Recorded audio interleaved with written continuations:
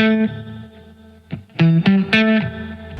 aso ang nasagip ng Animal Kingdom Foundation bago pa sila katayin at gawing asusena sa General Sitio Nueva Ecija. Nababangalan naman ng grupo na patuloy pa rin ang ganitong kalakaran kahit na delikado ang karne ng aso sa kalusugan. Nagbabandila si John Hermono.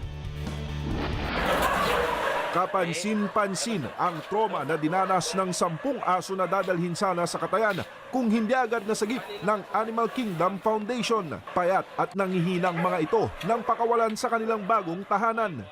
Pero naging masigla at naglalambing na sa mga tao ang mga aso nang maramdamang ligtas na sila sa kanilang kinalalagyan.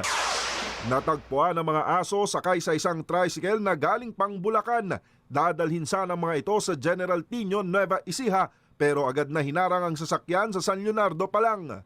Ang ginagawa nilang pagkatay ngayon is pataguna. So mas ang intelligence natin talagang pag-iigihan pa natin para masugpo natin talaga yung pagkakatay ng mga aso. Una nang sinalakay ng AKF ang bayan ng General Tino noong Enero. Pero sa kabila nito, mayroon pa ring mga patuloy na nagkakatay ng aso sa lugar. Kaya babala muli ng AKF.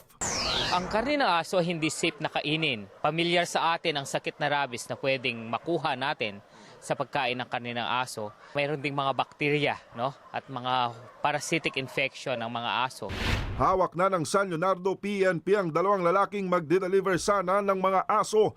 Nahaharap sila sa kasong paglabag sa Animal Welfare Act na may parusang 1 hanggang 2 taong pagkakakulong, multa na 100,000 piso at paglabag sa Anti-Rabies Law na may multang 5,000 piso kada asong nasagip at 1 hanggang 2 taong pagkakakulong. Para sa Bandila, John Hermono.